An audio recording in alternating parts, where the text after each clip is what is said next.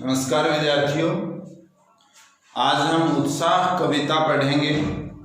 सूर्यकांत त्रिपाठी निराला जी द्वारा रचित ये कविता। सूर्यकांत त्रिपाठी निराला जी ने अपनी इस कविता में, अपनी इन 4 लाइनों में उन लोगों में क्रांति भरना चाहा है, उन लोगों को उत्साहित करना चाहा है कि जिन लोगों को उत्साहित होकर के जो लोग बदलाव लाए, समाज में परिवर्तन लाए। उन्होंने बादलों को कहा, बादल को प्रेरित किया, बादलों से लोगों को प्रेरित करने की 4 लाइनें ये लिखी। इनको समझते हैं, देख लेते हैं, फिर इनसे जो प्रश्न पूछे गए हैं वो आप उत्तर दे देंगे। बादल गरजो, इन्हें बादल को गरजने के लिए बोला है। यहाँ बादल गरजना जो शब्द बोला, यहाँ मानवीय कर्ण अलंकार होगा, साथ साथ में अलंकार देखते जाएंगे ताकि बाद में हमें किसी प्रकार की कोई परेशानी ना हो। घेर घेर घोर गगन, चारों ओर से आसमान जो है बादलों से घिरा हुआ है, घिर चुका है पूरा आसमान। धाराधर, धारा को धारण करने वाले बादल, बादलों में पानी हो। और पुकारा ललित ललित, यहाँ ललित ललित एक ही शब्द 2 बार आया और दोनों बार इन शब्दों का अर्थ एक है। ऐसा पहले भी आपको बताया जा चुका है, अब भी बता रहा हूँ कि 2 शब्द बार बार आए और उनका अर्थ एक ही हो तो वहां पुनरुक्ति अलंकार होता है। यहाँ 2 अलंकारों की बात हो गई, एक मानवीय कर्ण अलंकार और दूसरा पुनरुक्ति अलंकार।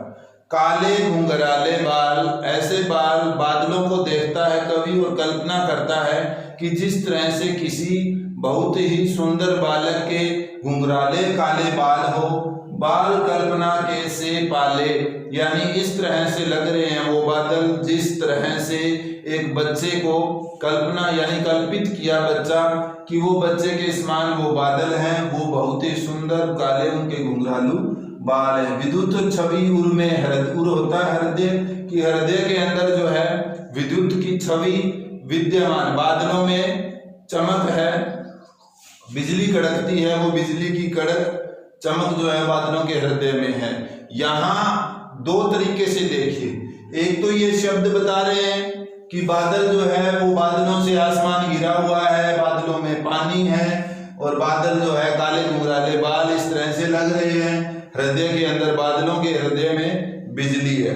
इसी को दूसरे रूप में कवि जो प्रेरणा देता है वो देखिए आप कि यहाँ पानी धाराएं धारण की हुई है। धाराएं कैसे कि व्यक्तियों के, मनुष्यों के मन के अंदर कुछ ऐसे विचार, कुछ ऐसे भावनाएं मौजूद है पानी की तरह, और काले घुंघराले बाल ये लोगों की कल्पना की। उसके बाद उन लोगों के हृदय के अंदर, यानी कवि जो है वो बताता है, कवि उन लोगों को प्रेरित करना चाहता है, उजागर करना चाहता है उन्हें। तो ये कहता है कि हृदय के अंदर जिस तरह से बादलों के हृदय में, बादलों में बिजली है, वैसे ही जो है एक क्रांति की उमंग, ऐसे नए विचार हैं। कवि नवजीवन वाले, यानी कवि के नवजीवन वाले, यानी नई नई प्रेरणाएं, नए नए स्रोत। यहाँ वज्र छिपा, यानी अंदर जो है वो वज्र है। वज्र छिपा होने का मतलब बहुत सारी उथल पुथल क्रांति की बातें, नूतन कविता, नई कविता हो, जैसे लोगों में नए विचार भर दो, फिर भर दो बादल गरजो कि आप लोगों में जो है जो ये वज्र छिपा है इसे हटाओ, क्रांति आए, नया विचार हो, नई नई सृजनाएं, नए नए रचनाएं हो, ये बादल भर दो, बादल गरजो जीवन, ये जो है नूतन कविता फिर भर दो। विकल विकल पुनरुक्ति अलंकार हुआ। उन्मन थे, उन्मन विकल मीन से व्याकुल, बेचैन, उन अनमना सा, मन से, उन्मन जो है मन से हटा हुआ सा, अजीब सा। विश्व के निधाग के सकल जन, यानी विश्व के सारे पूरे निधाग मतलब पूरा संपूर्ण, सकल जन सारे के सारे लोग जो है वो अनमने से, व्याकुल से, बेचैन से हैं। किस बात के लिए? ये बादल आए, क्रांति आए, परिवर्तन हो, बादलों को और इधर क्रांति को, दोनों को रख करके ये बातें कही गई है। उसके बाद यहाँ इन शब्दों को दोबारा देखिए। आए अज्ञात दिशा से अन्नत के गण, अन्नत जो है 2 तरीके, एक अन्नत का अर्थ होता है जिसकी सीमा न हो। यहाँ अन्नत के 2 अर्थ होने के कारण यहाँ श्लेष अलंकार होगा। एक अन्नत जो है जिसकी सीमा ना हो, और एक अन्नत के घन यानी बहुत अधिक।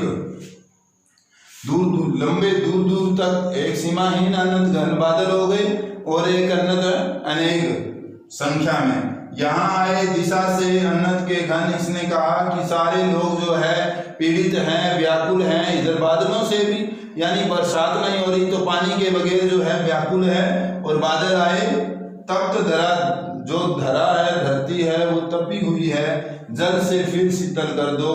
प्रेर उन्हें कहा गया, पुकारा गया कि बादलों तुम आओ, जो ये तपती हुई धरती है इसको जल से फिर से शीतल कर दो, ठंडा कर दो।